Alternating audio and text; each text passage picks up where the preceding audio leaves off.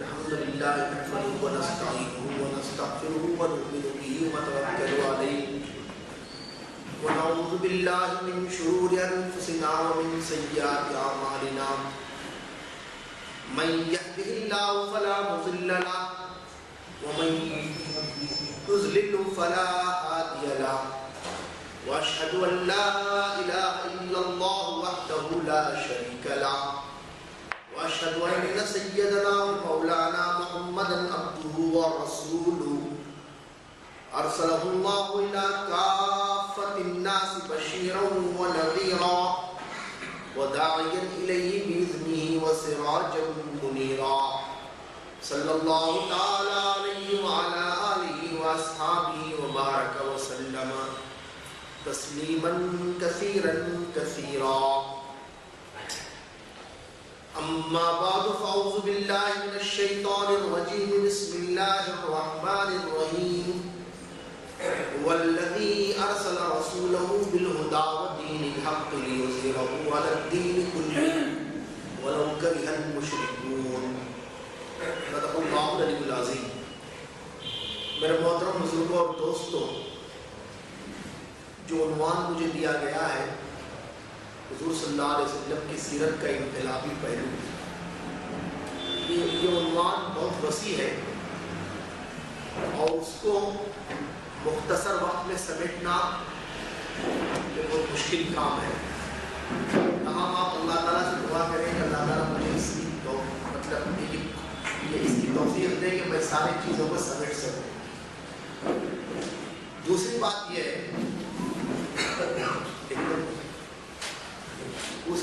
ہے کہ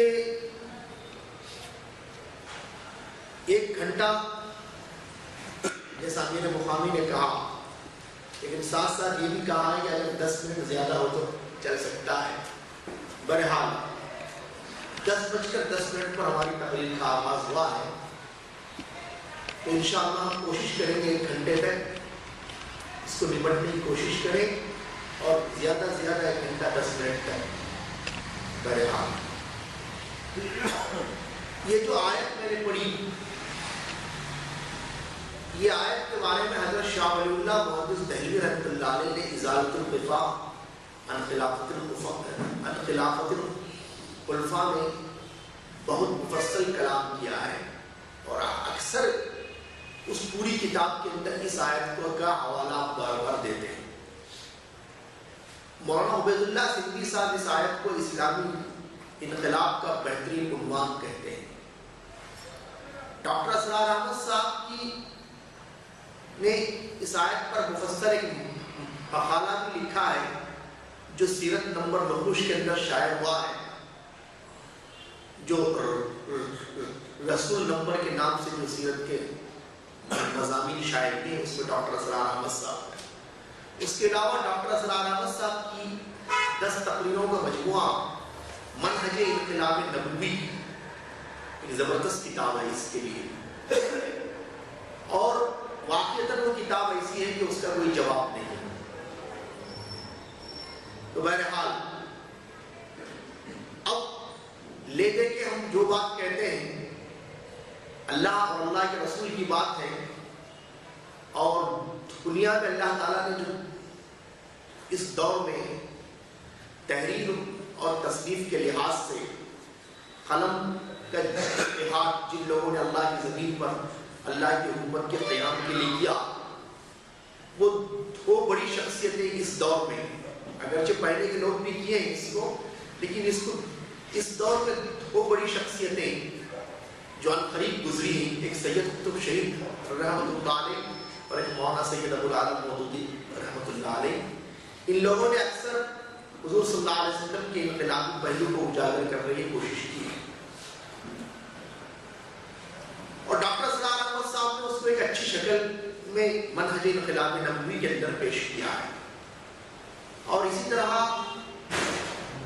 اسد گیلانی صاحب کی کتاب رسول اکرم صلی اللہ علیہ وسلم کا حکمت انقلاب کی جو کتاب ہے جو ضخیم ہے. بہرحال انقلاب نبوی کے اوپر بہت کچھ لوگوں نے لکھا ہے. علامہ اقبال نے یہاں تک کہا جس میں نہ وہ انقلاب موت ہے وہ زندگی، روح امم کی حیات کشمکش انقلاب.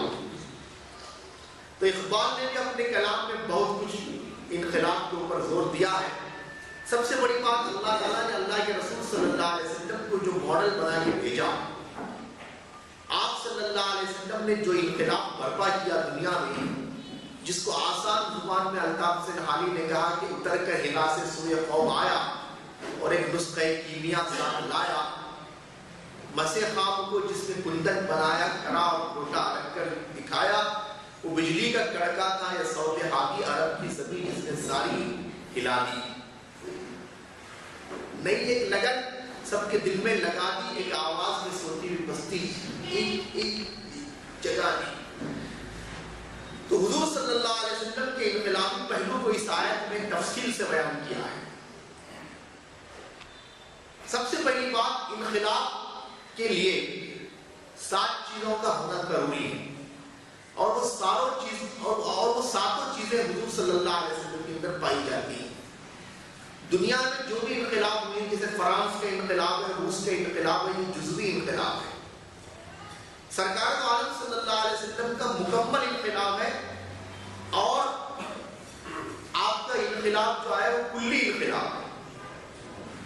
صرف آپ نے لوگوں کے اذہان نہیں بدلے، اذہان بھی بدلے، مزاج بدلا، فکریں بدلی، اخلاق بدلے اور ان کی طبیعتیں بدلی. اور سب سے بڑی بات، غیر کفر کا نظام آپ نے بدل دیا. لا الہ الا اللہ کی آواز میں یہی بات تھی جو ہر نبی نے لا الہ الا اللہ کی آواز لگائی. سرکار دو عالم صلی اللہ علیہ وسلم نے بھی جب لا الہ الا اللہ محمد رسول اللہ کی جب آواز لگائی، سارا عرب مخالف ہو گیا. گویا اس آواز میں آپ نے یہ بات بتلائی کہ آدمی آزاد نہیں ہے اور غیر ذمہ دار نہیں ہے، اور ساری برائیوں کی یہی جڑ ہے. آدمی اپنے آپ کو آزاد سمجھے، کسی قانون کے ماتحت نہ سمجھے اور غیر ذمہ دار سمجھے. اور اس آواز میں یہ حضور صلی اللہ علیہ وسلم نے بدلایا.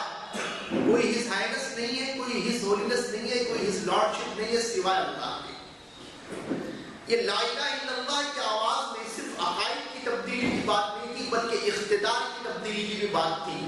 یہی وجہ تھی کہ سارا عرب مخالف ہوا اور آپ کی دشمنی پر تل گیا.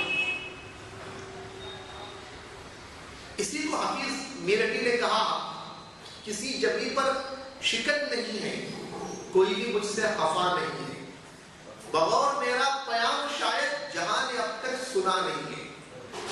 اس لیے کہ یہی آواز آج ہر مسجد سے گونجتی ہے، لیکن کہیں مخالفت نہیں ہوتی. اور جہاں نظام بدلنے والوں نے جدوجہد کرنے والے جو لوگ ہوتے ہیں، ان کو دنیا میں دہشت گرد کہا جاتا ہے، ٹیررسٹ کہا جاتا ہے، اور ان بیچاروں کو جیل کی دیواروں میں رہنا پڑتا ہے یا میدان جنگ میں رہنا پڑتا ہے. ان کو دنیا دہشت گرد کہہ رہی ہے. اس لیے کہ یہ دور اتنا خطرناک دور ہے کہ جیسے سورہ فتح کی آخری آیت میں صحابہ کرام کے بارے میں ہے کہ کزرعین اخرج شطأہ فآزرہ، اس آپ کی صحابہ کی مثال اس کھیتی کی طرح ہے جو کوپل نکل آئی پھر مضبوط ہو گئی. یعنی کوپل نکل آئی پھر ٹھہر گئی، فاستغلظ، پھر مضبوط ہو گئی.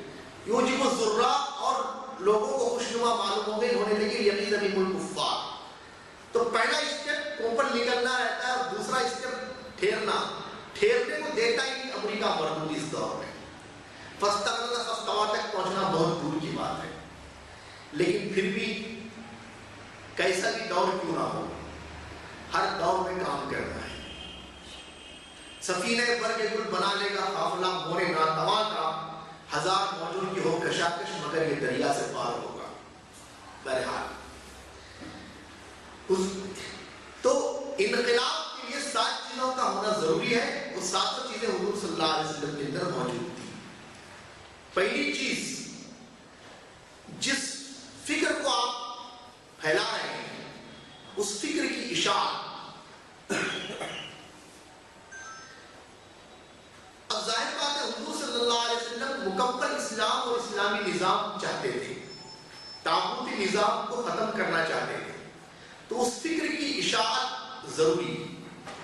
اسی لیے اس آیت کی تفسیر عبداللہ بن عباس رضی اللہ تعالیٰ عنہ نے بہت آسان بات کہی، لیکن اس میں پوری سیرت کو پیش کیا کہ لیظہرہ علی الدین کلہ کا مطلب یہ ہے کہ اظہار کے 2 معنی ہیں، واقف کرانا اور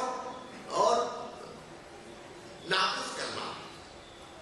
حضور صلی اللہ علیہ وسلم نے مکے میں اسلام سے واقف کرایا اور مدینے میں اس کو غالب کیا. جیسا کہ تفسیر مظہری میں قاضی ثناء اللہ مظہری نے عبداللہ بن عباس سے یہ قول نقل کیا ہے. مختصر بات ہے یہاں جو عبداللہ بن عباس کی تفسیر میں ہے کہ مکے میں حضور نے اسلام سے واقف کرایا اور مدینے میں غالب کیا. سیرت مختصر ہے، مختصر تفسیر ہے، لیکن اس میں بہت وسیع مفہوم ہے. اور پھر حضور صلی اللہ علیہ وسلم کی سیرت کو گھیر لیا آیا. مکے میں واقف کرایا، واقف کرانے کا جو پہلا مرحلہ ہے جو انقلاب کے لیے لازمی ہے وہ اپنی فکر کی اشاعت. اور ظاہر بات ہے سرکار تو عالم صلی اللہ علیہ وسلم کا فکر کا مخزن، منبع اور سینٹر جو تھا وہ اللہ کا کلام تھا. تو مکے میں حضور صلی اللہ علیہ وسلم نے چل پھر کر قرآن کو سنایا سمجھایا، اور آپ کے پاس جو آیا اس کو بھی آپ نے قرآن کو سنایا سمجھایا. اور یہ جہاد بالقرآن حضور صلی اللہ علیہ وسلم نے مکے میں بہت اچھی طریقے سے انجام دیا. خبر دے رہا ہے محمد کا اسوہ کہ آسان نہیں ہے مسلمان ہونا، بہت سخت امتحانات درپیش ہوں گے، بہت سخت راہوں پہ چلنا پڑے گا. وہ شعب ابی طالب و شہر طائف برابر صدا پر صدا دے رہے ہیں. وہ مکے کی خاک مقدس کے ذرے نقوش قدم کا عطا دے رہے ہیں. سرکار تو عالم صلی اللہ علیہ وسلم کو مکی زندگی میں 4 دور سے سابقہ پیش آیا، جس کو مولانا محمد علی صاحب نے سورہ انعام کے دیباچے میں اس کو نقل کیا ہے. پہلا جو دور ہے دور نفرت. دائی کی جب آواز لگتی ہے تو پہلے لوگ اسے مذاق میں اڑاتے ہیں، اظہار نفرت. سرکار عالم صلی اللہ علیہ وسلم کو ان کو 40 سال تک لوگ سچا سمجھتے ہیں، صادق امین کہتے ہیں. جیسے ہی آپ نے محمد لا الہ الا اللہ محمد رسول اللہ کی آواز لگائی تو کفار نے آپ کے دعوے نبوت کی تکذیب کی. تو حضور صلی اللہ علیہ وسلم نے دعوت اسلام کے تحت حضرت علی رضی اللہ تعالیٰ عنہ کو حکم دیا کہ سب کو کھانے پر جمع کرو. کھانا کھلانا حضور صلی اللہ علیہ وسلم کی دعوتیں یعنی دین اسلام کی دعوت پیش کرنے کے لیے ضروری ہے. یعنی مطلب وہ بھی ایک حکمت ہے. حضور صلی اللہ علیہ وسلم نے دعوت طعام دیا اور کھانا کھلا کر آپ بات پیش کرنا چاہیں تو ابو لہب جو مجمع کو برخاست کر دیا ہے تدبیر سے. پھر اس کے بعد دوسری مرتبہ حضور صلی اللہ علیہ وسلم نے جمع کیا اور کہا کوئی مجھے اس مہم میں ساتھ دے گا. تو حضرت علی رضی اللہ تعالیٰ عنہ کی عمر 10 سال کی تھی. 10 سال کے بچے کھڑے ہو کر کہتے ہیں میں آپ کو ساتھ دوں گا. تو سرداران قریش آپ کا مذاق اڑاتے ہیں. پہلا جو دائی کو واسطہ پیش آتا ہے وہ نفرت کا. لوگ جو ہے اس کو نگلیکٹ کرتے ہیں. ان مقصد ان کا اس آواز کو دبانا رہتا ہے. بعد میں جب دیکھتے ہیں کہ جب یہ آواز نفرت سے نہیں کرتی ہے تو پھر مخالفت کا سامنا ہوتا ہے. بولتے ہیں ایسے ہی یہ لوگ باز نہیں آئیں گے تو پھر مخالفت شروع ہو جاتی ہے. تو سرکار عالم صلی اللہ علیہ وسلم کو 3 سال تک نفرت کا دور پیش آیا. بعد میں اس کے بعد 2 سال جو دور گزرا وہ مخالفت کا. اس میں آپ کو دھمکیاں دی گئی اور ابو طالب کو کے پاس آ کر انہیں سمجھاؤ، ساری چیزیں کی گئی، ساری تفصیلات۔ اس کے بعد جب اس سے بھی آپ یعنی دعوت کا کام نہیں رکا اور افراد بڑھتے چلے گئے، تو اس کے بعد تیسرا کام یعنی جو تیسرا دور آیا وہ عداوت کا دور آیا۔ اس میں غریب مسلمانوں کو مارا گیا، پیٹا گیا، حضور صلی اللہ علیہ وسلم کو ستایا گیا، حتیٰ کہ آپ نے خود فرمایا کہ مجھے اللہ کے راستے میں جتنا ستایا گیا کسی نبی کو نہیں ستایا گیا۔ اس کے بعد ایسا وقت آیا، اور یہ آپ کی جو عداوت کا جو دور ہے وہ 5 سالہ دور ہے، 3 سال نفرت کے دور، 2 سال مخالفت کا، 5 سال عداوت کا۔ اس کے بعد ایسا وقت آیا کہ آپ کے چچا ابو طالب اور آپ کی شریک حیات حضرت خدیجہ رضی اللہ تعالیٰ عنہ کا انتقال ہو گیا، تو اس سال آپ نے اس کو عام الحزن رکھا، یعنی غم کا سال۔ اس کے بعد آپ طائف گئے، وہاں بھی آپ کو یہ کہ یعنی آپ کامیاب نہیں ہو پائے، اور وہاں وہ آپ صلی اللہ علیہ وسلم کی سیرت میں سب سے زیادہ مشکل دن ہے طائف کا، اس لیے کہ لوگ یہ بتلاتے ہیں کہ پتھر آپ کو مارے گئے، لیکن مولانا ابوالکلام آزاد نے رسول رحمت میں لکھا ہے کہ تقریباً 3 میل تک آپ کا پیچھا کیا گیا، اور پتھر اس طرح مارے جاتے تھے کہ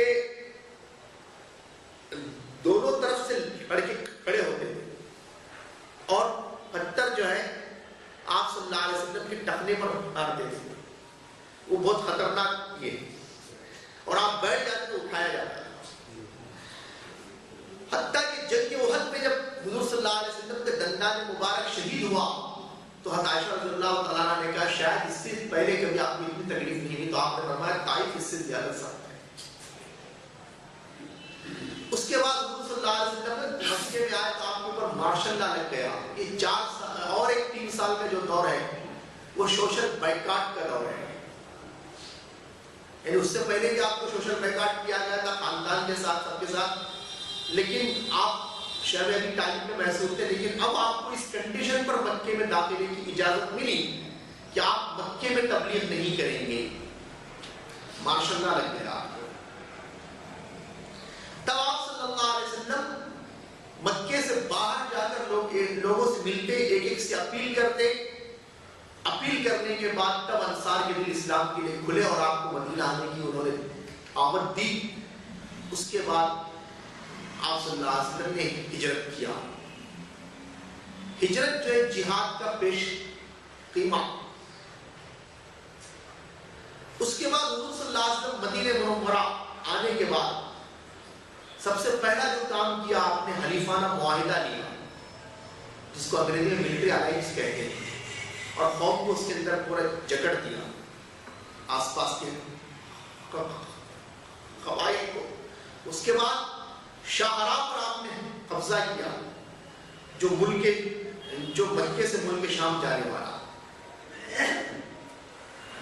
اس کے بعد ایک تھوڑی بہت جھڑپیں ہوئی۔ اب کفار مکہ کے لیے، اب چونکہ ملک شام وہ تجارت کا مین مرکز تھا، اب کفار کے لیے یا تو حضور صلی اللہ علیہ وسلم سے اجازت لے کر گزرنا، یا چھپ چھپ کر گزرنا، یا دور دراز راستے سے گزرنا، یہ تینوں مشکلات تھے۔ تو ابو جہل نے یہ سوچا کہ چلو فیصلہ کن جنگ ہونی چاہے، خاتمہ دیکھ لیں۔ پھر جنگ بدر، پھر ہوئی جنگ احد، پھر خندق۔ خندق کے بعد حضور صلی اللہ علیہ وسلم نے فرمایا اب یہ ہم پر حملہ نہیں کریں گے، اب ہم ان پر حملہ کریں گے۔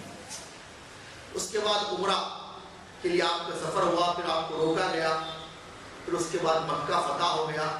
اس کے بعد آپ دوسرے قبائل سے نمٹے، اور اس کے بعد جنگ تبوک، جو جنگ تو بالکل ایک ہو نہیں پائی، لیکن حضور صلی اللہ علیہ وسلم 30,000 کا لشکر لے کر نکلے تو اس بادشاہ نے فوج اپنی ہٹا لی، چونکہ جنگ عہدہ میں وہ منظر دیکھ چکا تھا. اس کے بعد حضور صلی اللہ علیہ وسلم کا رخ دور دراز تک ڈالا گیا اور اس کے بعد آپ صلی اللہ علیہ وسلم نے حجۃ الوداع کیا جو آخری حج تھا آپ کا, اور پہلا حج بھی وہی تھا, آخری حج بھی وہی تھا. اس وقت 1.25 لاکھ کے مجمع سے آپ نے خطاب کیا تقریباً اس سفر کے اندر, اور آپ نے پوچھا فَلْيُبَلِّغُ الشَّاهِدُ الْغَائِبُ جو موجود, یعنی آپ نے کہا کیا میں نے تم تک پیغام پہنچایا؟ سب نے کہا قد بلغتنا ونصحتنا. تو آپ نے اتنا کہہ کر آپ خاموش نہیں رہے بلکہ فرمایا جو موجود ہے وہ غائب تک میرا پیغام پہنچا دے. یہ سب مراحل سے گزرنے کے بعد وہ آیت اتر رہی ہے جس کو اذا جاء رسول اللہ والفتح ورأيت الناس يدخلون في دين الله افواجا. جب اللہ کی مدد اور فتح آئی, لوگ آپ دیکھیں لوگوں کو کہ وہ اللہ کے دین میں داخل ہونا چاہتے ہیں فوج در فوج. فسبح بحمد ربک, آپ رب کی تسبیح بیان کیجیے, واستغفر اور استغفار کیجیے. یعنی آپ سے کچھ کوتاہی وغیرہ ہو گئی ہے تو آپ استغفار کر لیجیے. ایک پیغمبر کی کامیابی میں اور ایک سیاسی لیڈر کی کامیابی میں جو بنیادی فرق ہے وہ یہی ہے, جب سیاسی لیڈر کامیاب ہوتا ہے تو گلگوشی سے اس کا استقبال کیا جاتا ہے, اور یہاں پیغمبر کی کامیابی پر کہا جا رہا ہے کہ استغفار کرو انہ کان توابا, بے شک اللہ توبہ قبول کرنے والا ہے. اس کے بعد حضور صلی اللہ علیہ وسلم کی سیرت کا جو ماڈل ہے وہ خلفاء راشدین کی 30 سالہ خلافت ہے. بہرحال تو انقلاب کے لیے 7 چیزوں کا ہونا ضروری ہے. سب سے پہلی چیز فکر کی اشاعت. حضور صلی اللہ علیہ وسلم نے فکر کی اشاعت کلام اللہ کے ذریعے کی. یہاں تک آپ نے قرآن سنایا کہ الفاظ حدیث یہی جو نسائی شریف کی روایت ہے کہ حضور صلی اللہ علیہ وسلم نے یہ ارشاد فرمایا کوئی تم میں سے ہے جو مجھے اپنے قوم اور قبیلے میں لے کر جائے تاکہ میں کلام پاک سناؤں. لِأَنَّ قُرَيْشَ تَمْنَعُنِي, اس لیے قریش مجھے روک چکے, یعنی قریش نے مجھے اب کلام اللہ کو سنانے سے روکا ہے. اور اس آواز کو دبانے کی ایسی کوشش کی گئی کہ کفار زور شور سے آواز کر لیں تاکہ آپ پر چھانے کی کوشش کریں. وقال الذين كفروا لا تسمعوا لهذا القرآن والغوا فيه لعلكم تغلبون. یہ کافر کہتے ہیں کہ مت سنو اس کلام پاک کو اور شور مچا لیں تاکہ آپ پر چھانے کی کوشش کریں. تو پہلی چیز فکر کی اشاعت, یہ انقلاب کے لیے ضروری ہے. اور حضور صلی اللہ علیہ وسلم کے پاس انقلابی کتابی تھی, یعنی کلام پاک جو خود انقلاب برپا کرنے والی کتاب تھی. حضور صلی اللہ علیہ وسلم کے بعد سب سے پہلے جس نے کلام اللہ کو سنایا ہے وہ عبداللہ بن مسعود ہے. سورہ رحمان اترنے کے بعد آپ نے کہا میں جا کے سناؤں گا. جا کر مجمع کے سامنے آپ نے پڑھا, بڑے لوگ خاموش رہے, پھر آپ کو خوب مارا, آپ نے پھر کلام پاک کو سنایا اور کہا کہ مجھے آج خوب مزہ آیا, خوب لطف آیا, کل پھر سناؤں میں. تو بہرحال پہلی چیز انقلاب کے لیے فکر کی اشاعت, اور دوسری چیز انقلاب کے لیے صالح جماعت کی تشکیل. آپ صلی اللہ علیہ وسلم کا پہلا اجتماع دار ارقم میں ہوا ہے. عمر فاروق رضی اللہ تعالیٰ عنہ کے اسلام لانے تک آپ وہی جو ہے چھپ کر ہی نماز پڑھے. عمر رضی اللہ تعالیٰ کے اسلام لانے کے بعد آپ علی اعلان عمر رضی اللہ تعالیٰ کے کہنے پر آ کر مسجد حرام میں نماز ادا کی. تو دوسری چیز انقلاب کے لیے صالح جماعت کی تشکیل, اور تیسری چیز انقلاب کے لیے اس جماعت کی تربیت.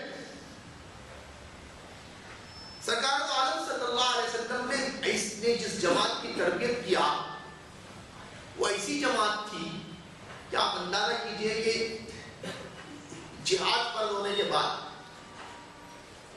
عبداللہ بن جحش رضی اللہ تعالیٰ عنہ کو حضور صلی اللہ علیہ وسلم ایک مہم پر حوالہ کرتے ہیں اور ایک خط دیتے ہیں اور کہتے ہیں کہ اس خط کو 2 دن کے ساتھ تم فلاں طرف کوچ کرو مسافت کے بعد اس خط کو کھولنا. تو جس مہم پر جا رہے ہیں خود اس مہم کے کمانڈر کو معلوم نہیں ہے کیا مہم ہے، لیکن اطاعت رسول کا اتنا جذبہ ہے کہ اس خط کو نہیں کھولا. 2 دن کے بعد مکے کے قریب پہنچتے ہیں وادی نخلا میں، تب وہ خط کو کھولا جاتا ہے. اس میں یہ ہے کہ اگر فلاں مقام پر پہنچ چکے ہو تو آگے بڑھو. تب عبداللہ بن جیش کہتے ہیں کہ جس کو میرے ساتھ آنا ہے آئے، یا نہ آنا ہے واپس جا سکتا ہے. تو وہ صحابہ کہتے ہیں کہ ہم بھی ساتھ آئے. اتنی وفاداری. تو صالح جماعت کی تشکیل اور تربیت آپ نے ایسے کیا، اور آپ صلی اللہ علیہ وسلم نے جس جماعت کی تشکیل کیا اور اس کی تربیت کیا، اس کو مشہور آیتیں جس کو اللہ تعالیٰ نے 4 جگہ بیان کیا، نبی کے 4 کام. یتلو علیہم آیاتی کہ پیغمبر ان کے سامنے اللہ کی آیات کو تلاوت کرتا ہے. علامہ شبیر احمد عثمانی رحمۃ اللہ نے لکھا ہے کہ آیات کی 2 قسمیں ہیں، آیات تکوینی، آیات تشریعی. آیات تکوینی پوری کائنات، آیات تشریعی اللہ کا کلام. اور یتلو کا لفظ جو ہے لفظ تلاوت، یہ بڑا وسیع مفہوم رکھتا ہے. مولانا علی نصر اصلاحی صاحب نے لکھا ہے کہ پیغمبر صرف خوش الحال قاری کیسے سے تلاوت کرنے کے لیے دنیا میں نہیں آیا ہے. اگرچہ نبی کے اندر وہ صفت بھی رہتی ہے، نبی بہترین قرآن کی تلاوت کرنے والا قاری رہتا ہے، لیکن مقصد جو ہے نبی کا صرف قاری کیسے سے تلاوت کرنا نہیں ہوتا، بلکہ وہ اللہ کا نمائندہ اور سفیر رہتا ہے. اللہ کے پیغام کو بندوں کے سامنے جو ہے اس قانون کے سنانے کا مقصد یہ رہتا ہے کہ یہ قانون تم پر نافذ ہونے والا ہے، تم اس کو اپنے مزاج طبیعت میں نافذ کرو اور زمین میں نافذ کرنے کی جدوجہد کرو.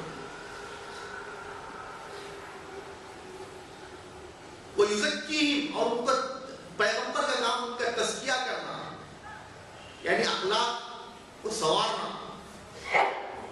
وہ یعلمہم الکتاب، ان کو کتاب کا علم دینا، والحکمہ، اور حکمت. اور تلاوت کے معنی یہ بھی، تلاوت کا لفظ بہت وسیع مفہوم رکھتا ہے. وَاتْلُ عَلَيْهِمْ نَبَأَ ابْنِ آدَمَ بِالْحَقِّ، ان کے پاس آدم کے بیٹوں کا قصہ بیان کرو. یہاں پر تلاوت کا لفظ جو بیان کرنے کے معنی میں بھی ہے، اور تلاوت جو پیروی کرنے کے معنی میں بھی آتا ہے. الَّذِينَ آتَيْنَاهُمُ الْكِتَابَ يَتْلُونَهُ حَقَّ تِلَاوَتِهِ، جن کو کتاب ہم نے دیا ہے اس کی تلاوت کرتے جیسا اس کی تلاوت کا حق ہے. تو صحابہ کرام نے اس کی تفسیر کیا ہے، جس کو تفسیر ابن کثیر میں نقل کیا ہے، اَيَتَّبِعُونَهُ حَقَّ اتِّبَاعِهِ، یعنی اس کی پیروی کرتے ہیں جیسا اس کی پیروی کا حق ہے. وَالشَّمْسِ وَالضُّحَاهَا وَالْقَمَرِ إِذَا تَلَاهَا، یعنی قسم ہے سورج کی جب وہ روشن ہو اور چاند کی جب وہ پیچھے آئے. تو تلاوت میں پیروی بھی ہے، بیان بھی ہے، الفاظ کا پڑھنا بھی ہے، سب ہے. تو حضور صلی اللہ علیہ وسلم نے تلاوت کرنے کا مقصد پیروی کی دعوت بھی دینا، اطاعت کی سب چیزیں. تو انقلاب کے لیے جو تیسری چیز ہے وہ تعلیم اور تربیت. آپ صلی اللہ علیہ وسلم نے جس جماعت کی شکل دی اس جماعت کی تربیت بھی کیا. اسی لیے اللہ تعالیٰ نے محمد رسول اللہ کہنے کے بعد والذین معہ، یعنی محمد اللہ کے رسول ہیں اور جو آپ کے ساتھی یعنی صحابہ کی تعریف کیا.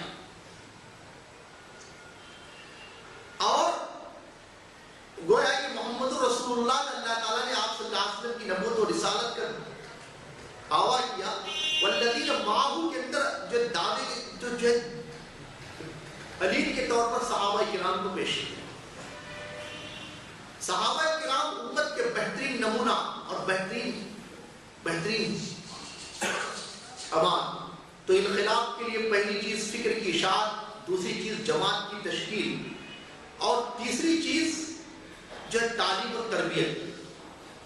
اس کے بعد چوتھی چیز جو انقلاب کے لیے آتی ہے وہ ہے صبر محض. مشکلات پر صبر محض. اندازہ کیجیے کہ حضور صلی اللہ علیہ وسلم نے کتنا صبر کیا ہے. جب مہاجرین وطن چھوڑ کے آئے تو کفار قریش نے یہ فیصلہ دیا کہ مہاجرین کی جائیداد کو ضبط کر لی جائے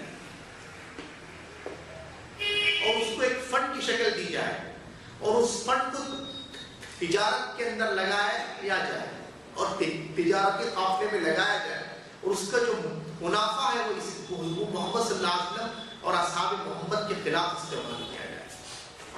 تو حضور صلی اللہ علیہ وسلم جس قافلے کو روکنے کے لیے نکلے تھے ابو سفیان کا، اس کے اندر وہ فنڈ لگا ہوا تھا. وہ قافلہ ہی نہیں تھا بلکہ جنگی پھیلائی حضور صلی اللہ علیہ وسلم کے خلاف.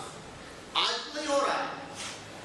آپ جب پیپسی پیتے ہیں نا، اس کا یعنی پیپسی پینا فلسطین کے مسلمان کا خون پینا ایک ہی بات ہے، اس لیے کہ اس کی انکم بھی وہی ہوتی ہے جو فلسطین کے مسلمانوں کے خلاف استعمال یہی ہے.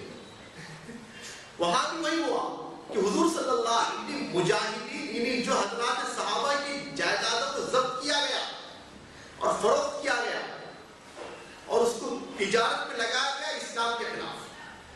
اس وقت بھی حضور صلی اللہ علیہ وسلم آخر وقت تک جب یہ حالات آئی اور آپ صلی اللہ علیہ وسلم کو یہ اطلاع ملتی ہے کہ اب تو حضرت حمزہ رضی اللہ تعالیٰ عنہ کہتے ہیں اب جنگ ہونی چاہیے. اب اللہ کا حکم آتا ہے اذن للذین یقاتلون بانہم ظلموا وان اللہ علی نصرہم لقدیر. ان لوگوں کو جنگ کی اجازت دی جا رہی ہے جن کو پر ظلم کیا گیا اور بے شک اللہ اور جن کو بستیوں سے ناحق نکالا گیا، جن کا قصور صرف یہ تھا کہ وہ کہتے تھے کہ ہمارا رب اللہ ہے اور بے شک اللہ ان کی مدد پر قدرت رکھنے والا ہے. اب حضور صلی اللہ علیہ وسلم یہ آیت اترنے کے بعد اب انقلاب کا چوتھا، اب دیکھیے انقلاب کی چوتھی چیز صبر محض ہے. صبر محض کا معاملہ یہاں تک ہوا کہ حضور صلی اللہ علیہ وسلم نے مکی زندگی میں اپنی حفاظت کے لیے بھی تلوار آپ نہیں اٹھائی. سیلف ڈیفنس کے لیے بھی آپ نے تلوار نہیں اٹھائی. خوب صحیح، اس لیے کہ اگر دائی کے لیے جو مرحلہ آتا ہے کہ ظالم ظلم کرتا ہے اور یہ مظلوم اگر اس وقت حملہ کرنے لگے، جواب دینے لگے، تو لوگوں کو یہ کہنے کا موقع ملتا ہے یعنی الٹا چور کوتوال کو ڈانٹنے والا معاملہ ہو جاتا ہے.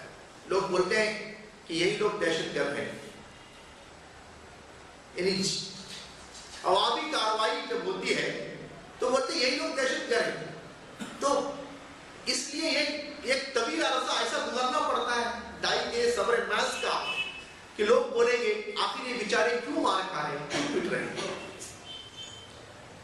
تو ظالم کا ظلم سامنے آتا ہے اور مظلوم کی مظلومیت نکھر کر سامنے آتی ہے. تب جا کے سنجیدہ قسم کے لوگوں میں یہ شور پیدا ہوتا ہے کہ بیچارے کیا یہ لوگ جو پیٹے جا رہے ہیں کیا مقصد ہے ان کا. یہ مرحلہ اندازہ کیجیے حضور صلی اللہ علیہ وسلم بخاری شریف کی وہ حدیث کو سامنے رکھیے کہ حضور صلی اللہ علیہ وسلم کعبے سے کی دیوار سے ٹیک لگائے بیٹھے ہیں. خباب رضی اللہ تعالیٰ عنہ آتے ہیں اور کہتے ہیں یا رسول اللہ کیا آپ ہمارے لیے دعا نہیں کریں گے، کیا آپ سے مدد نہیں طلب کریں گے، مطلب کیا ہمارے آپ مدد کی دعا نہیں کریں گے. الا تدعو اللہ لنا الا تنصر لنا. خباب وہ ہیں کہ جن کو گرم آگ پر لٹایا جاتا.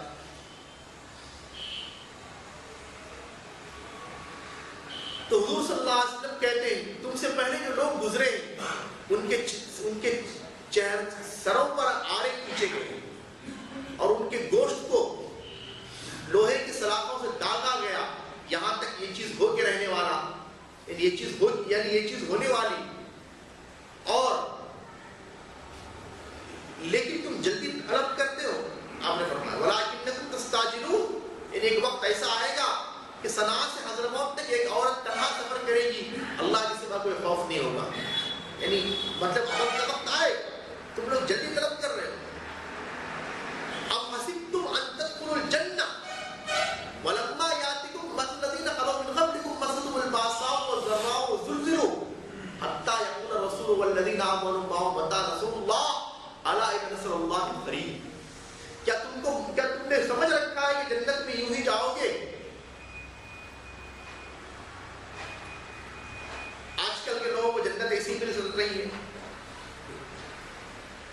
کیونکہ جب نعرہ ہے کیوں کر دل میں نہ ہو الفت رسول کی، جنت میں لے جائے گی مجھے چاہت رسول کی. شرط ایمان مصطفیٰ سے والیانہ پیار ہے، پیار لیکن پیروی ہے اور پیروی دشوار ہے. شرط ایمان مصطفیٰ سے والیانہ پیار ہے، پیار لیکن پیروی ہے اور پیروی دشوار ہے. پیروی سے عاشقی آسان ہے اور اس لیے جس کو دیکھو ان کا دیوانہ سرے بالا ہے. بہت آسان ہے جنت ملنا، لوگوں کا خیال ہے، لیکن اللہ کا ضابطہ تو ضابطہ سب کے لیے ہے. اور دوسری بات، اصل پیروی کرنے والے وہ جو جلوس نکالتے ہیں وہ ہر وقت نکالتے ہیں ان کا جلوس، چاہے چھوٹا ہو چاہے بڑا. یعنی اسلام کی آواتی فکر کے تحت گھومنا یہ خود ایک جلوس ہے. کیونکہ جلوس کا مقصد کیا مانے، کسی مہم پر کسی مقصد کے لیے راہوں پر آنا. تو گشت ہے یہ خود ایک جلوس ہے. اسلام کی آواتی فکر کے لیے گھومنا یہ بہت مشکل کام ہے، سال میں ایک بار آسان ہے. نام رسول کا آ گیا چن لیا، کام آیا گھوم کر لیا. ذکر رسول بہت آسان ہے، فکر رسول بہت مشکل. ہم کو آسان جنت ہونا، سستی جنت. اللہ تعالیٰ بول رہے ہیں اب حسبتم ان تدخلوا الجنہ، کیا تم سمجھو کہ جنت میں یوں ہی جاؤ گے؟ ولما یاتکم بأسهم البأساء والضراء وزلزلوا، جبکہ ان کو ابھی تکلیف نہیں پہنچی، نقصان نہیں پہنچا اور ان کو ہلایا نہیں گیا. زلزلوا حتی یقول الرسول والذین آمنوا معه، یہاں تک کہ رسول نے اور ایمان والوں نے کہا بتا رسول اللہ کب اللہ کی مدد آئے گی؟ تو اللہ نے کہا الا ان نصر اللہ قریب، اللہ بے شک آگاہ اور بے شک اللہ کی مدد قریب. اور صحابہ کو یہ بھی ٹریننگ دی گئی کہ مجاہد کی اصل کامیابی جنت میں داخلہ ہے، مغفرت اور جنت میں داخلہ ہے، اور دنیا کی فتح یہ دوسرے نمبر کی چیز ہے. یا ایھا الذین آمنوا هل ادلکم علی تجارۃ تنجیکم من عذاب الیم، ایمان والو کیا میں تمہیں ایسی تجارت نہ بتاؤں جو تمہیں عذاب الیم سے بچائے؟ تؤمنون باللہ ورسولہ وتجاہدون فی سبیل اللہ، اللہ اس کے رسول پر ایمان لاؤ اور راستے میں جہاد کرو. بِأَمْوَالِكُمْ وَأَنفُسِكُمْ، مالوں اور جانوں کے ذریعے. ذَلِكُمْ خَيْرٌ لَكُمْ إِن كُنتُمْ تَعْلَمُونَ، یہ تمہارے بہتر ہے اگر تم جانتے ہو. يَغْفِرْ لَكُمْ ذُنُوبَكُمْ، اللہ تمہارے گناہ معاف کرے گا. وَيُدْخِلْكُمْ جَنَّاتٍ تَجْرِی مِن تَحْتِھا الْأَنْہَارُ، اور تمہارے کو ایسی جنت میں داخل کرے گا جس کے نیچے سے نہریں بہتی ہیں. وَمَسَاكِنَ طَیِّبَةً فِی جَنَّاتِ عَدْنٍ، اور یہ بہترین ٹھکانہ ہے جنت. ذَلِکَ الْفَوْزُ الْعَظِیمُ، یہ بہت بڑی کامیابی ہے. وَأُخْرَىٰ تُحِبُّونَهَا نصر من اللہ فتح قریب، اور دوسری جو کامیابی جو تم چاہتے ہو اللہ کی مدد اور فتح قریب ہے. تو پہلے اللہ تعالیٰ نے یہ بتلایا کہ جنت میں داخلہ یہ اہم کامیابی ہے اور مغفرت یہ اہم کامیابی ہے اور مجاہد کا یہ اہم مقصد ہے، اور دوسری کامیابی زمین کا حصول ہے. تو اسلام دعوت خیر و صلاح ہے اور ملک گیری وہ بھی اس کا مقصد ہے، لیکن اول مقصد دعوت ہے اور سیکنڈ مقصد ملک گیری ہے. تو صبر محض یہ جو چوتھا مرحلہ رہتا ہے بہت سخت رہتا ہے. اس کے بعد انقلاب کے لیے پانچویں چیز اقدام اور چیلنج. اب وقت آ جاتا ہے اقدام کا اور چیلنج کا.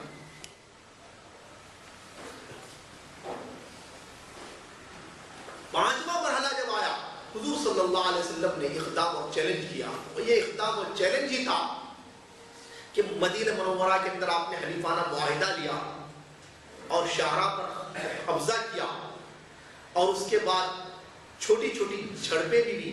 شاہراہ پر آپ کا کنٹرول. ایک دفعہ ایسا بھی ہوا کہ ابو جہل 60 آدمیوں کے ساتھ آ رہا تھا، حمزہ رضی اللہ عنہ 30 آدمیوں کے ساتھ گئے. آپ نے دستہ روانہ کیا سریہ.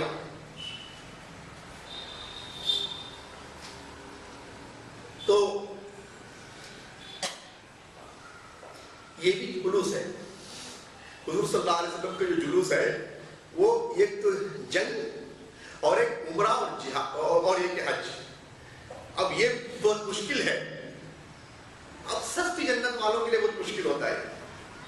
اب حضور صلی اللہ علیہ وسلم نے حمزہ رضی اللہ تعالیٰ عنہ کے سرکردگی میں 30 آدمیوں کے سریہ روانہ کیا. گویا کہ یہ تھا کہ ہم بیدار ہیں، غافل نہیں ہیں، الگ. اب ذرا سوچ سمجھ کر ہم پر قدم اٹھانا. یعنی اگر تمہارا دماغ ٹھکانے پر نہیں ہے تو آپ سمجھ جاؤ یہ گویا کہ چیلنج تھا، اقدام اور چیلنج تھا. یہ شاہراہ پر کنٹرول ایک چیلنج بھی تھا. اس وقت کیا ہوا؟ ابو جہل کی سرکردگی میں 60 آدمی تھے، حمزہ رضی اللہ تعالیٰ عنہ کی سرکردگی میں 30 آدمی تھے. ان قریب جنگ ہونے والی تھی، بیچ میں ایک آدمی کو صالح کرا دیا، کیونکہ اچھے لوگ بھی رہتے ہیں. تو اس کے بعد کچھ اور مراحل بھی پیش آئے. تو آپ صلی اللہ علیہ وسلم کا جو ابو سفیان کے قافلے کا تعاقب وغیرہ یہ سب اقدام اور چیلنج میں آتا ہے. یہ انقلاب کا 5واں پہلو ہے. اس کے بعد چوتھا پہلو، اس کے بعد نمبر 6 جو آتا ہے تصادم. اور یہ انقلاب کے لیے لازمی ہے تصادم کا ہونا. کوئی آدمی اگر چاہے کہ بھئی جنگ نہ ہو، تقابل نہ ہو اور انقلاب آ جائے، یہ ایک خواب ہے. ایسا اتفاق صرف یہ ایک مثال ہے کہ حضرت یوسف علیہ السلام کو اللہ تعالیٰ نے ویسی حکومت دی،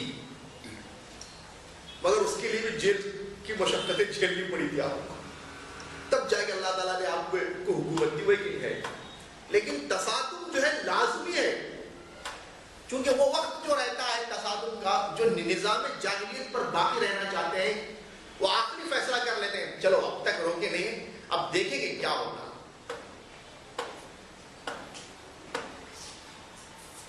وہی ہوا. ابو جہل جب نکلتے وقت کیا خانہ کعبہ کے غلاف پکڑ کے دعا کیا، خانہ کعبہ کے غلاف پکڑ کے دعا کیا، یا اللہ آج ہمارے اور محمد کے درمیان جو حق پر آئی ان کے درمیان فیصلہ کر دیں.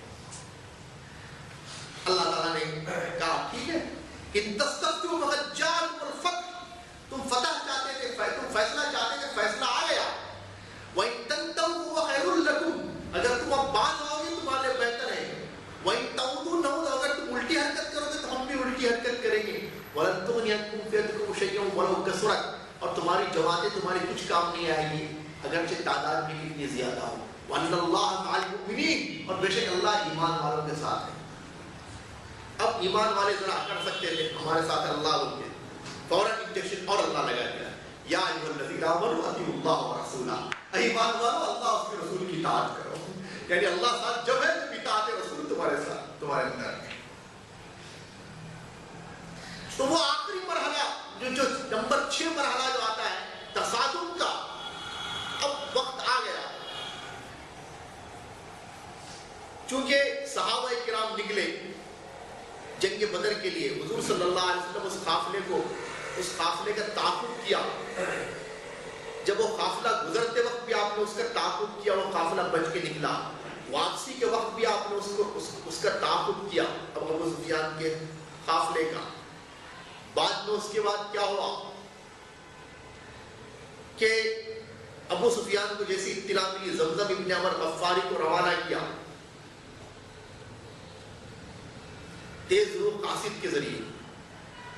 اور یہاں کیا تھا، عاتقہ بنت عبد المطلب حضور صلی اللہ علیہ وسلم کی پھوپھی، ان کے اسلام لانے میں اختلاف ہے. آپ کی 5 یا 6 پھوپھیوں میں صفیہ رضی اللہ عنہا ایک پھوپھی نے اسلام لائی، اور آپ کے 10 چچا میں حمزہ اور عباس نے جو اسلام لائے. تو عاتقہ بنت عبد المطلب نے یہ خواب دیکھا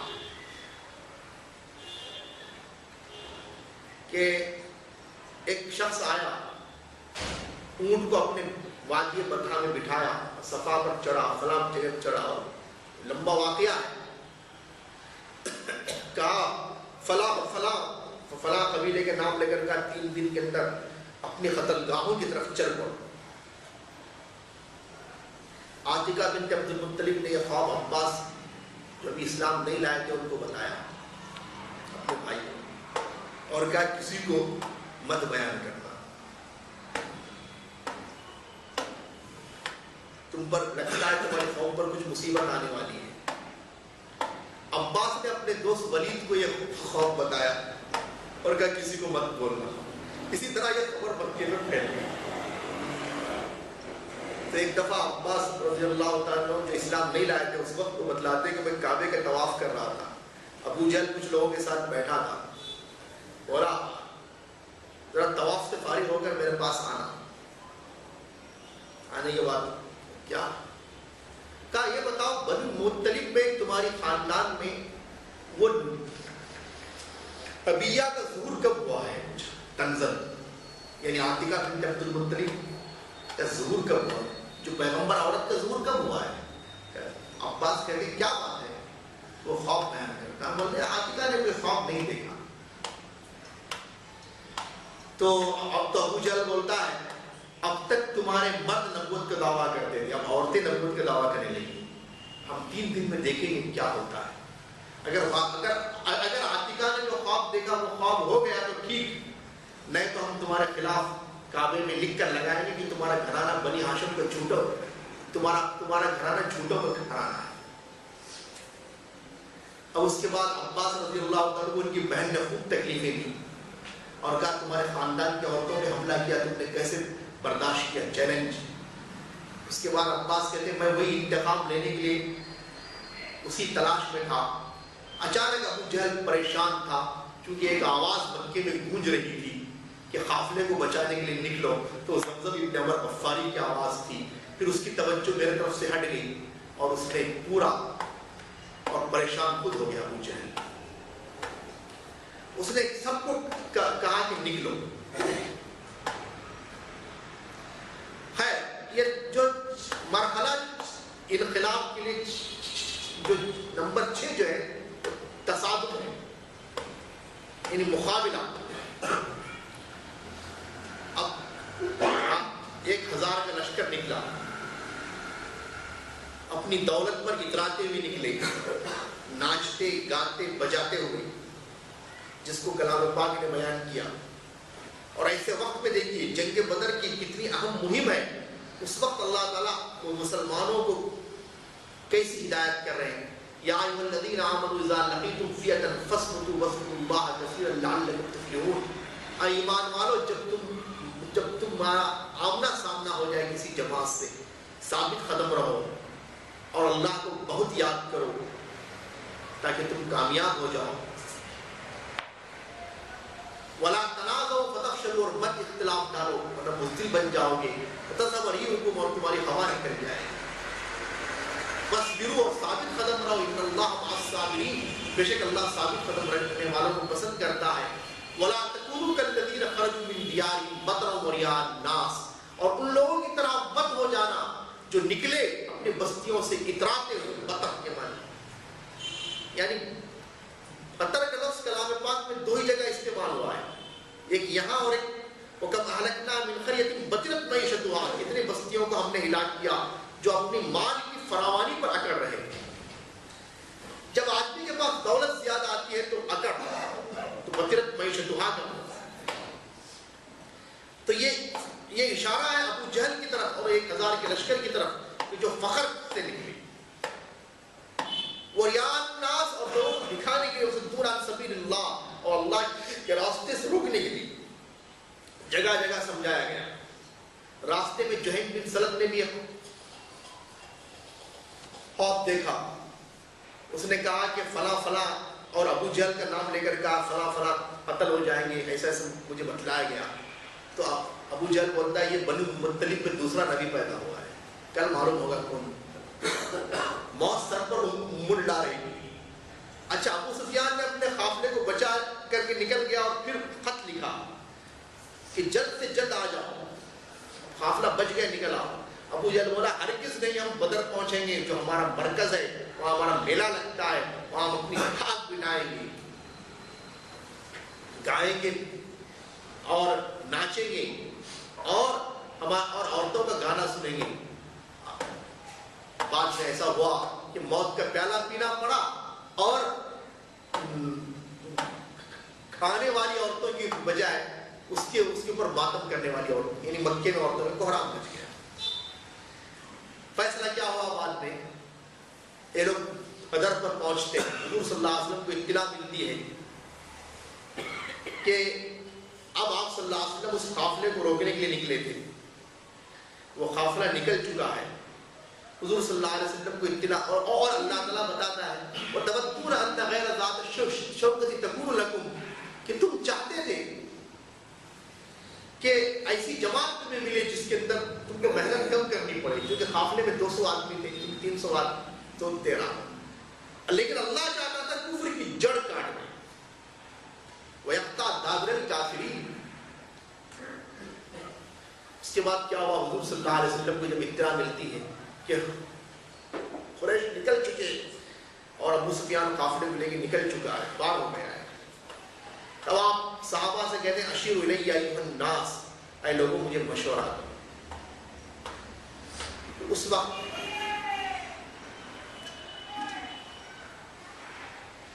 ابو بکر صدیق رضی اللہ تعالیٰ عنہ اٹھتے ہیں اور جانثاری کا مظاہرہ کرتے ہیں.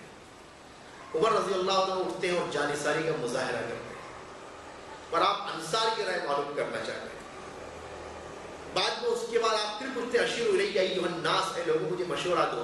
تو مقداد بن اسود رضی اللہ تعالیٰ عنہ اٹھتے ہیں اور کہتے ہیں انزل ما امرک اللہ تعالی واللہ لا نقول کما قالت بنو اسرائیل اذهب انت وربك فقاتلا انا هاهنا قاعدون بل نقول اذهب انت وربك فقاتلا انا معكما مقاتلون. اے اللہ کے نبی، جو آپ کو حکم دیا گیا آپ اس کو بجا لائیے. ہم ہرگز اللہ کی قسم بنی اسرائیل نے جیسا موسیٰ علیہ السلام سے کہا تم اور تمہارا خدا جاؤ اور جنگ کرو، ہم تو یہیں بیٹھتے ہیں، ہم وہ جملہ نہیں کہیں گے، بلکہ ہم کہیں گے تم اور تمہارا خدا جاؤ اور جنگ کرو، ہم بھی تم دونوں کے ساتھ جنگ کریں گے. پھر بھی آپ صلی اللہ علیہ وسلم نے تیسری مرتبہ پوچھا اشیروا الی ایھا الناس، تیسری چوتھی مرتبہ. یہ بار بار آپ اس لیے پوچھ رہے تھے کہ صلح مطلب ہے کہ انصار سے جو آپ کو معاہدہ ہوا تھا لیلۃ الاقبہ میں کہ اگر کوئی آپ مکے سے آ کر کے مدینے میں قیام کیجیے، مدینے میں رہ کر کوئی دشمن حملہ کیا تو ہم آپ کی حفاظت کریں گے. مدینے سے باہر نکل کر کے اچھا، اور ہم اس وقت میں جملہ کہا مدینے سے باہر ہم آپ کی حفاظت کے ذمہ دار نہیں ہیں. اب یہاں مدینے سے باہر نکلنے کا معاملہ ہے، تو اسی لیے آپ انصار کی رائے معلوم کرنا چاہتے تھے. سعد بن معاذ رضی اللہ تعالیٰ عنہ کھڑے ہو جاتے ہیں، حضور صلی اللہ علیہ وسلم کے اس اشارے کو سمجھتے ہیں اور کہتے ہیں یا رسول اللہ، شاید آپ کا روئے سخن انصار کی طرف ہے. آپ کہتے ہیں ہاں. اب آپ کھڑے ہوتے ہیں سعد بن معاذ رضی اللہ عنہ جماعت انصار کی طرف سے. پہلے مقداد رضی اللہ تعالیٰ عنہ نے جانثاری کا مظاہرہ کیا، لیکن پھر آپ نے اور اس میں انصار کی بات کی وضاحت نہیں دی. اب آپ انصار کی وضاحت پرٹیکولر ہو گئی، اب رائے معلوم کرنا چاہیے. سعد بن معاذ رضی اللہ تعالیٰ کھڑے ہو کر تقریر کرتے ہیں یا رسول اللہ قد آمنا بک وصدقناک وشہدنا ان ما جئت به والحق وصل الحبال من شئت واقطع الحبال من شئت وسالم من شئت وعادي من شئت خذ من اموالنا ما شئت ودع من اموالنا ما شئت فوالله اور کہتے ہیں حتی تاتی برق الغیمان لنسیرن معك فوالذی بعث بک بالحق لئن استعرضت بنا هذا البار لخذناه والله ولم نخلف منا رجل واحد فصرفنا على برکت اللہ. آپ کہتے ہیں اللہ کے رسول ہم آپ پر ایمان لا چکے ہیں، ہم آپ کو سچا سمجھ چکے ہیں اور ہم اس بات کی گواہی دے چکے ہیں کہ بے شک جو کچھ آپ لائے وہ حق ہے. جس سے چاہے آپ تعلق رکھیں، جس سے چاہے آپ تعلق توڑ دیں، جس سے چاہے جنگ کریں، جس سے چاہے صلح کریں، جو مال ہمارا چاہے، جو چاہے آپ جتنا چاہے آپ لے لیں اور جتنا چاہے آپ نے دے دیں. خدا کی قسم وہ مال جو آپ ہم سے لیں گے وہ مال زیادہ محبوب ہوگا اس مال سے جو آپ ہم کو دیں گے. اور قسم ہے آپ ہم کو ہر کے غیبات جانے کا بھی حکم دیں گے، یعنی عرب کا ایک محاورہ ہے، یعنی ناممکن چیز کا بھی حکم دیں گے تو ہم اس کو بجا لائیں گے. اور قسم ہے اس ذات کی دیں گے ہم سمندر میں بھی کود پڑیں گے اور ہم میں سے ایک آدمی کے پیچھے نہیں ہٹے گا, آپ اللہ کا نام لے کر نکل جائیں. حضور صلی اللہ علیہ وسلم کا چہرہ بشاشت سے کھل جاتا ہے. اب آپ کہتے ہیں اللہ تعالیٰ نے مجھے 2 جماعتوں میں سے ایک جماعت کا وعدہ کیا ہے, اب ایک جماعت تو نکل چکی ہے, اب دوسری جماعت, تو آپ جنگ بدر کے لیے روانہ ہو جاتے. اس کے بعد حضور صلی اللہ علیہ وسلم سے پہلے کفار پہنچتے ہیں, اہم مقام پر قبضہ ہو جاتا ہے ان کا. یہ ریتیلی زمین پر صحابہ کرام کھڑا ڈالتے ہیں اور جنگ کے لیے ریتیلی زمین مناسب نہیں رہتی. اللہ تعالیٰ پانی اتارتے, بارش جما دیتے.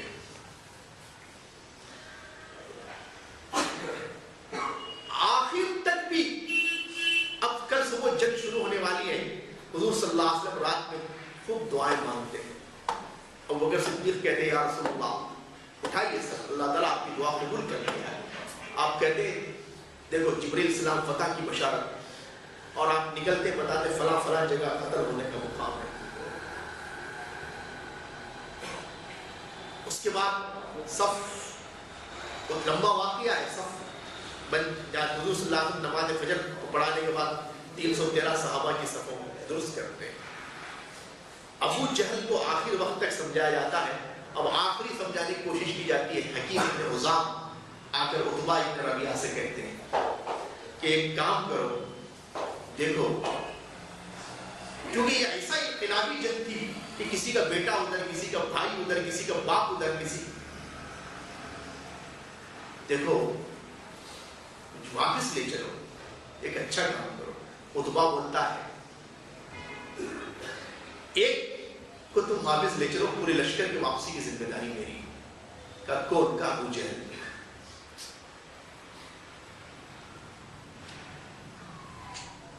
تو عتبہ کھڑے ہو کر میدان کارزار میں تقریر کرتا ہے اور سنجیدگی کی بات کہتا ہے کہ واپس چلو, جنگ کرو.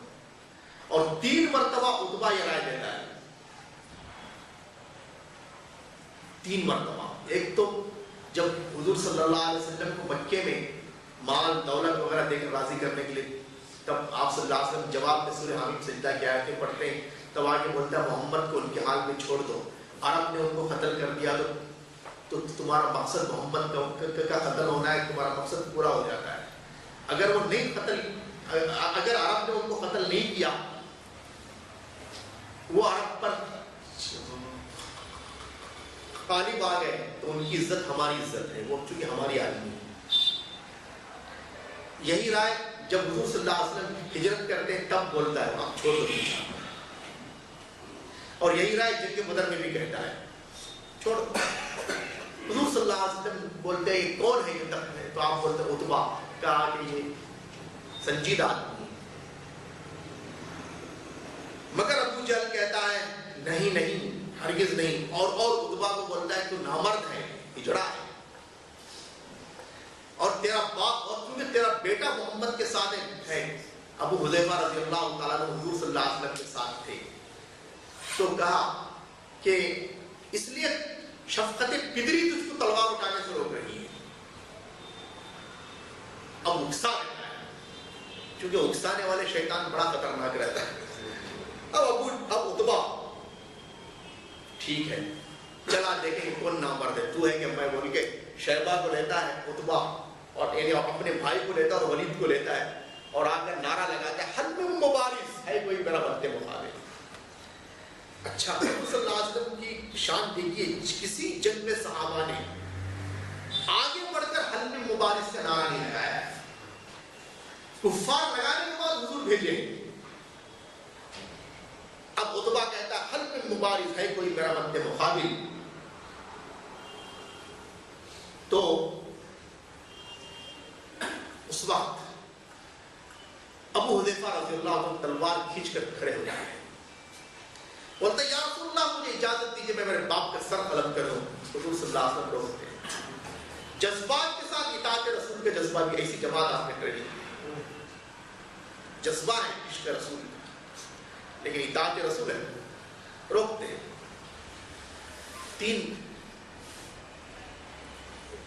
3 آدمیوں کو بھیجتے ہیں. 1 گھنٹہ ہو گیا ہے, 1 گھنٹہ 10 منٹ کا ٹائم دیا گیا ہے، بہرحال اور 10 منٹ میں انشاءاللہ اپنی بات مکمل ہو جائے گی۔ تو عتبہ کے مد مقابل میں 3 صحابہ نکلتے ہیں، معاذ، معوذ جو افرا کے بیٹے ہیں، اور عبداللہ بن رواحہ۔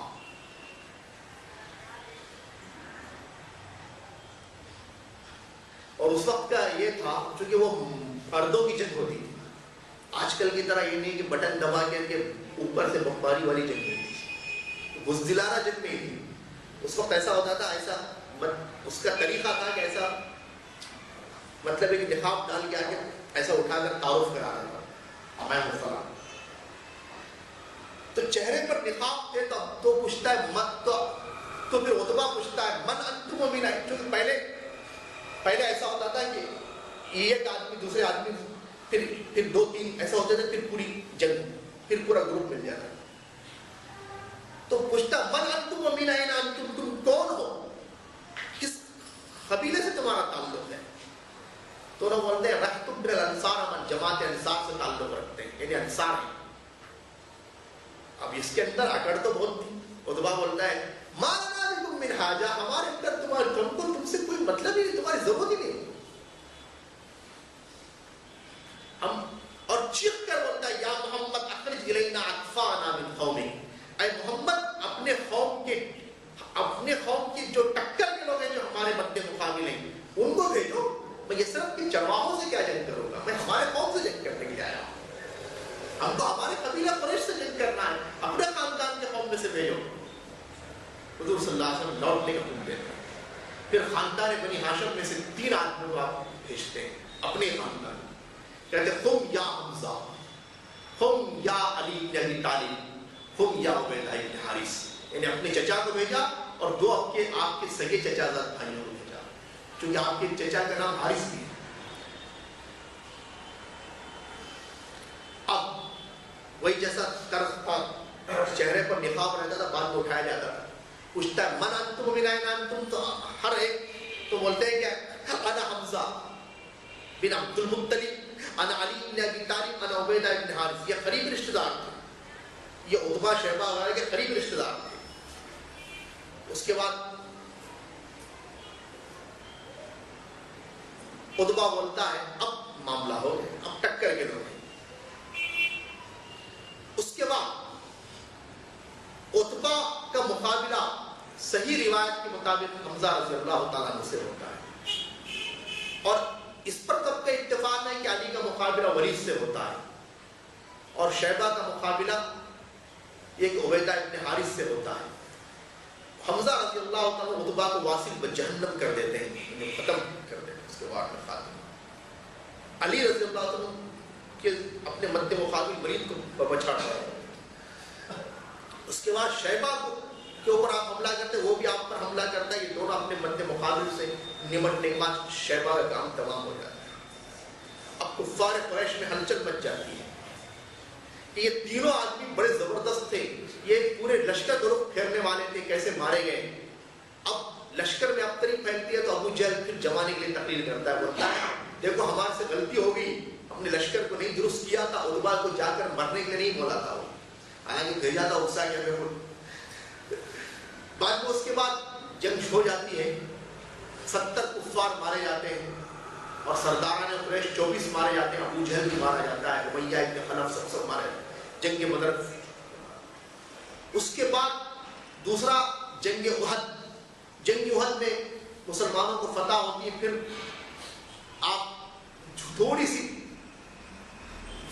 مسلمانوں سے دور ہونے کی وجہ سے، اس مورچہ چھوڑنے کی وجہ سے خالد بن ولید رضی اللہ تعالیٰ عنہ جو بہت بڑے کمانڈر تھے اور وہ صلاحیت زبردست تھی، جنگ بدر میں آپ موجود نہیں تھے، اس کفار کے ساتھ تھے آپ جنگ احد میں، تو خالد بن ولید رضی اللہ تعالیٰ کی تدبیر سے پھر مسلمانوں کو نقصان ہو جاتا ہے۔ اس کے بعد پھر اس کے بعد جنگ خندق کا واقعہ پیش آتا ہے، اور بھی مختلف جنگیں ہوئی۔ اس کے بعد اسلام کی طاقت مضبوط ہو جاتی ہے، اب حضور صلی اللہ علیہ وسلم پھر کہتے ہیں اب یہ ہم پر حملہ نہیں کریں گے، ہم ان پر حملہ کریں گے۔ تو انقلاب کی جو چھٹی چیز ہے تصادم، اس کے بعد جہاں آپ جس زمین پر آپ اللہ کی زمین کا قیام کریں اس کو وسیع کرنے کی کوشش کریں. تو صلح حدیبیہ کے بعد حضور صلی اللہ علیہ وسلم کا دعوت اسلام کے لیے خطوط روانہ کرنا، یہ سب جو توسیع کی طرف اشارہ ہے. اور اس کے بعد صحابہ کرام کا قیصر و کسریٰ کو فتح کے علاقوں کو فتح کرنا، روم اور ایران کو فتح کرنا، یہ سب توسیع ہے. تو یہ ہے انقلاب نبوی کے 7 مراحل. حضور صلی اللہ علیہ وسلم کو یہ 7 مراحلوں سے گزرنا پڑا، لیکن اس کے لیے آپ کو بہت کچھ مسائل کو جھیلنا پڑا، جس کو کہا عشق کے مراحل میں ایک مقام آتا ہے، آفتیں برستی ہیں، دل سکون پاتا ہے، آزمائشیں اے دل سختی سہی لیکن یہ نصیب کیا کم کی کوئی آزماتا ہے. قدم قدم بلائیں یہ سواد کوئے جانا، وہ یہیں سے لوٹ جائے جسے زندگی ہو پیاری. تو سرکار تو عالم صلی اللہ علیہ وسلم کی سیرت کا جو انقلابی پہلو ہے، اس انقلابی پہلو کے اندر سب سے پہلی چیز آپ نے اللہ کے کلام کو پیش کیا. اس کے ذریعے انقلاب، دعوت، یہ آپ کا اہم مقصد. حتیٰ کہ جنگ خیبر کے لیے آپ روانہ کر رہے ہیں تو حضرت علی کو فرما رہے ہیں آپ کہ فدعو الاسلام، ان کو اسلام کی دعوت دو. ایک آدمی کا مسلمان ہونا میرے لیے 100 سرخ اونٹ مال غنیمت کے حاصل کرنے سے بہتر ہے. تو انقلاب کی اس کی 7 صفات حضور صلی اللہ علیہ وسلم کی تھی، اس لیے حضور صلی اللہ علیہ وسلم سے بہتر کامیاب انقلاب لانے والا کوئی اور پیدا نہیں ہوا. تفصیل کے لیے ڈاکٹر اسرار احمد صاحب کی منہج انقلاب نبوی کا مطالعہ کر لیں، جو بہت زبردست کتاب ہے. اور یہ کہ اب کرنا کیا ہے، انقلاب حضور کرے تو حضور کی سیرت بیان کر کے خاموش نہیں بیٹھنا ہے. حضور کی سیرت عمل کے لیے لقد کان لکم فی رسول اللہ اسوۃ حسنہ، تمہارے لیے رسول اللہ کی زندگی عمل کا نمونہ ہے. تو جیسے بھی انقلاب لانا ہے، پہلی چیز لوگوں کی اصلاح کی، ذہن فکر کی اصلاح، دعوت کے ذریعے، تبلیغ کے ذریعے عقائد کی اصلاح، اعمال کی اصلاح. اور انقلابی نظریے کے اندر توحید بنیادی چیز ہے. توحید، رسالت اور ایمان بالآخرت، یہ 3 چیزیں لازمی ہیں. اس کے بغیر انقلاب ممکن نہیں. اور اسلامی انقلاب جو ہے ایک مکمل انقلاب، اس کے لیے بہت کچھ مراحل جھیلنا پڑتا ہے آدمی کو، لیکن مایوس نہیں ہونا. ابھی صرف 1 گھنٹہ 8 منٹ ہو گئے، اپنی بات کو ختم کرتا ہوں. اللہ تعالیٰ سے دعا فرمائیے کہ جو کچھ کہا گیا ہے اس پر عمل کی توفیق نصیب فرمائے.